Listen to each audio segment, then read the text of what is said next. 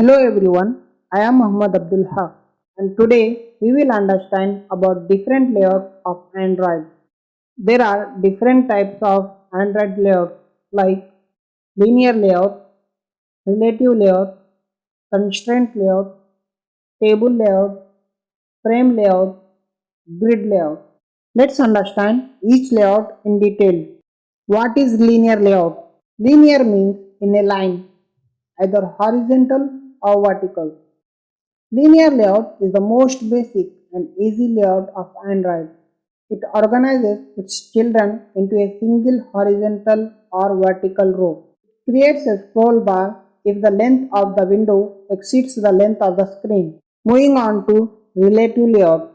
In this layout, all the components are arranged concerning with each other. The child layout adjusts its structure with the help of its parent layout. In this, the layouts align the structures by relating with each other's alignments.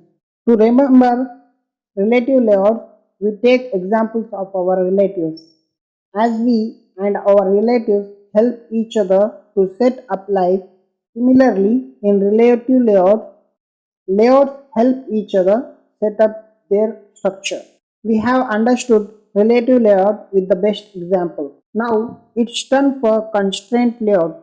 It makes handling complex screen designs easier. Constraint layout combines a simple, expressive, and flexible layout system, and it makes easier to create responsive user interface. Table layout, a layout that arranges its children into rows and columns. Table layout containers do not display border lines for their rows, columns, or cells. The table will have as many columns as the row with the most cells. With that being said, moving on to the frame layout. What is frame layout? Frame layout is designed to block out an area on the screen to display a single item. Frame layout is one of the simplest layouts to organize view controls. It is specifically designed to display a single item at a time. Now let's understand grid layout. Grid layout uses a grid of infinitely thin lines to separate its drawing area into rows, columns, and cells.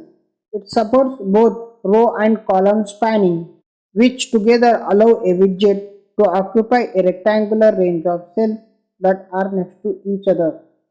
It takes a lot of effort to get along with animation. Give a little push by subscribing and following me. Looking forward to see you all in the next video.